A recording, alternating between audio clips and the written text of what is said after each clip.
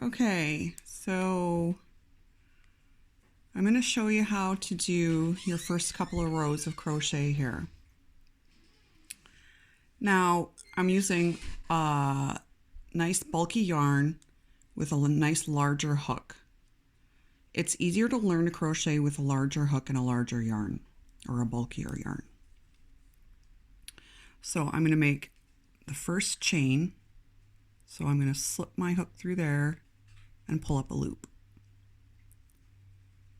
And I'm going to tighten it and then, oops, and then pull up the slack. All right. Now the slack has got to be the long side that's attached to your ball of yarn. Okay. And that's the side that you use to continue. Now, I like to wrap the yarn around my middle finger to keep the tension. Okay. So I'm going to do a few chains. 1, 2,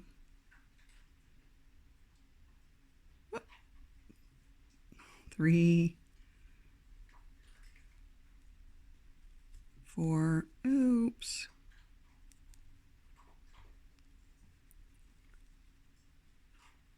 5, 6, 7, 8, 9. We'll just do 10. All right. Now, when you create your foundation chain here, you want to make sure that it's not too tight, because if it's too tight, it's too hard to get the first row in. Okay. So now, as you can see, you have one loop on your hook here, and then you have this loop here. Now, generally speaking, with most patterns, unless specifically called for, you always start with the second set of loops from your hook. Okay, so you're going to go through these two loops here, this one and this one. If you look at the back of your chain, you have that one little loop in the middle. See, that runs along there. So your hook needs to go in between the top two and that bottom one. This bottom one should be at the bottom of your hook. So, sorry that the camera's shaky. So you're going to pick up your front and back loop. All right. So now you have it like this. If you flip it over, you can see that it's through that one loop that runs vertical, I guess. And then you're going to bring your hook through, yarn over, and pull through both loops on the hook. Oh, I need some more yarn here. Okay. So again, you can wrap it around your forefinger if you prefer, but I like it around my middle finger, and I like to hold this like more like a pen. So like this. Some people do hold it like this. I actually spent many years holding it like that, but it gets kind of hard on your wrist. This is just a lot easier. Okay, so we're going to go through all the loops to make your first foundation row. There is a much easier way of doing this, which I can show you if you like, because this can be kind of difficult. The foundation chain is always the hardest. After that, it goes a lot more smooth. So pick up both your front and your back loop, not your under loop. It goes in between there. And of course, this is giving me trouble. Oops. Okay, so I didn't get it all the way through properly. Sometimes it is easier to look through the, well, I find look through the back and just push it through that. Oops. That didn't work either. This yarn is quite loose. See, it's even hard for me, the first foundation chain sometimes.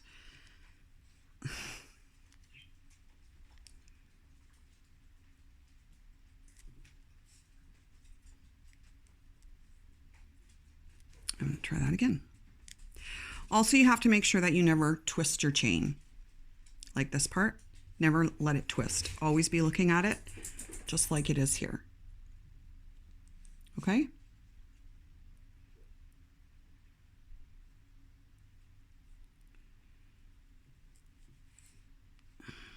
What is going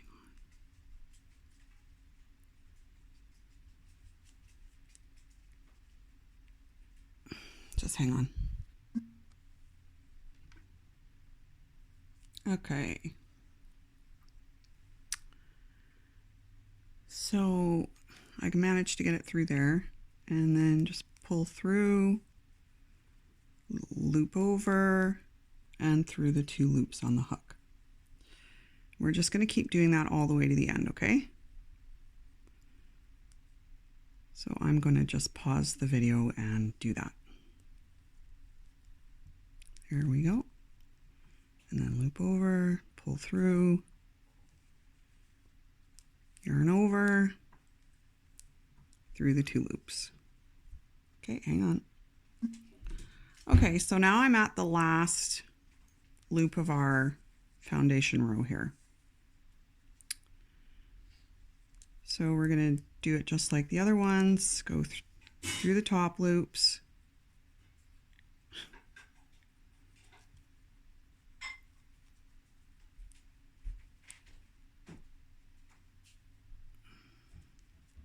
Kind of hard to get it through that last one.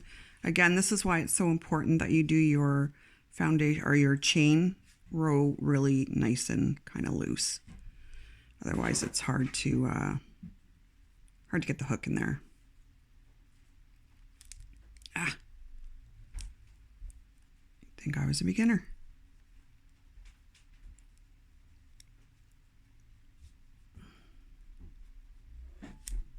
Oi.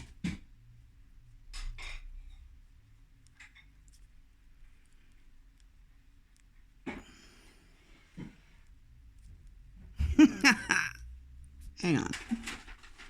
All right, so last, here, let's study that. All right, so you have your last chain stitch here that we're going through. Yarn over and pull through both loops. Okay, so now you've come to the end of your first row. This is considered your first row or your foundation row.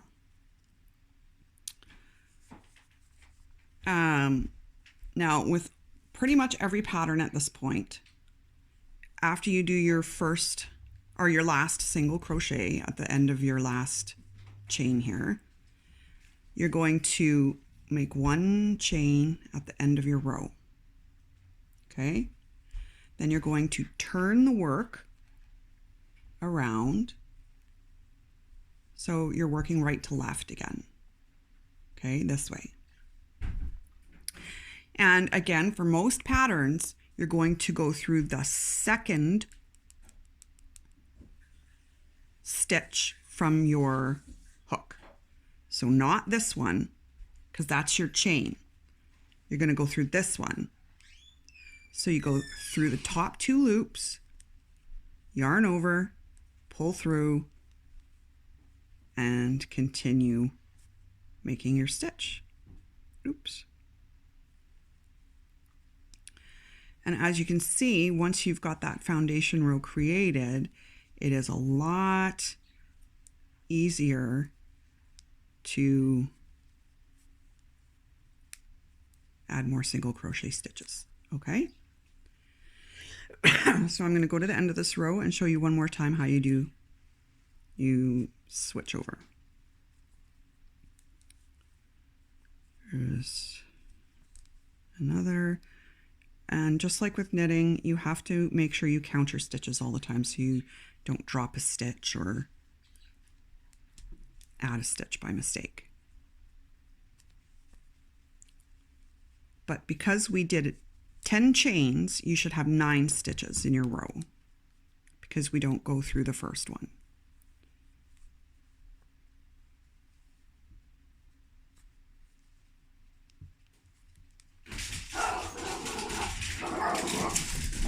My crazy dogs, sorry about that.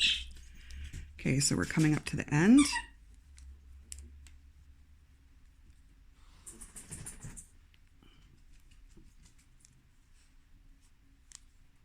Here we go. And here's the one last stitch. So you see this was our chain stitch on the last row there. So you're going to go through the top 2 loops like so. You're going to yarn over, pull through, yarn over, and pull through both loops. Chain 1, turn your work. Go through the second from your hook, see? 1, 2. Go through this one. Again, you always ignore that first one unless the pattern specifies that you don't, in which case that's like making a decrease. Okay? I'm going to show you one other quick way to do this that I prefer. I don't like doing the foundation row, so if I don't have to, I won't. Again, every pattern's a little bit different but for your basic patterns, this is an easier way to do your chain and your foundation row all in one. Okay? So you're going to make 2 chains. So let's see, do we have 2 there? No, because you don't count this one. So you have to make 1 and 2. And then what you do is you go through, okay, so if you were to, you see how you have this one and that loop there, but then this one goes into the middle of these 2. So you want to go in between those 2 to grab those 2. So it's a little different from the way I first showed you. Pull your loop through, make a yarn over, but only go through one of these. See? And then yarn over and go through both. So now what you have is you have your chain and your first stitch of your foundation row. Then what you do is you see you've got this loopy here. Okay? So that's the bottom loop of your chain. You're going to put your hook through there, yarn over, pull it through, yarn over, pull through one of the loops. So you have 2, and then you go through both loops. We're going to do this a few more times so you get it. It's really a lot easier to do it this way if you can. Okay, so again, you have your bottom loopy thing there from your chain, yarn over, pull up, yarn over, and go through both. So again, you have your chain row plus your first single crochet stitch all in one instead of the first way I showed you. So, oh, sorry. And then you grab this loop, go in there, chain, and first single crochet. And then you go through that again to start again. And then you do as many as the pattern calls for. So, as you know, if your pattern calls for 13 or 10 stitches for your foundation row, then you would do this 10 times. All right. Pull through, yarn over, go through the first hook loop only, yarn over, go through both. And then you go through this bottom loop here.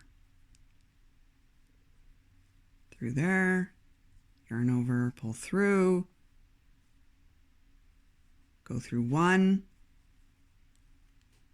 and go through both.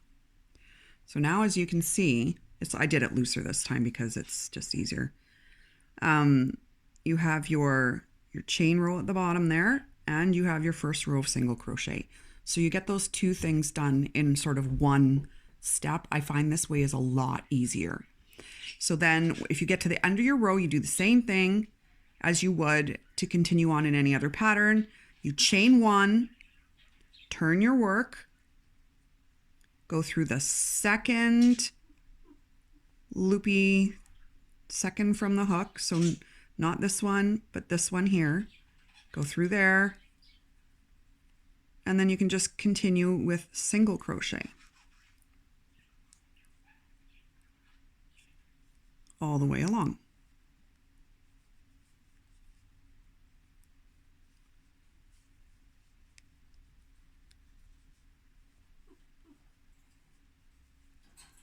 You can do this with a pattern that calls for a half double crochet or a double or a treble crochet.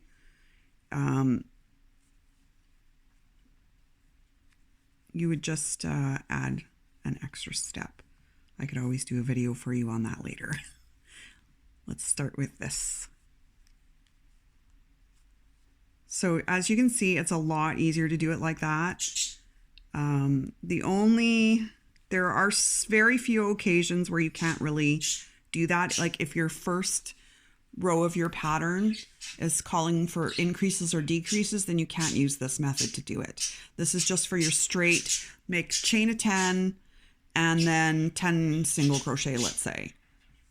So, and then that's what you have. So you can't really tell the difference between doing it this way or doing it the first way. Like I said, it's just a lot easier to do it this way.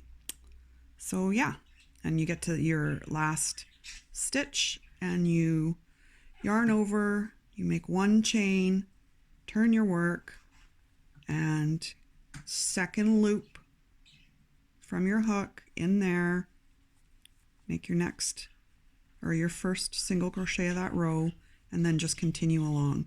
If you have any other questions, message me.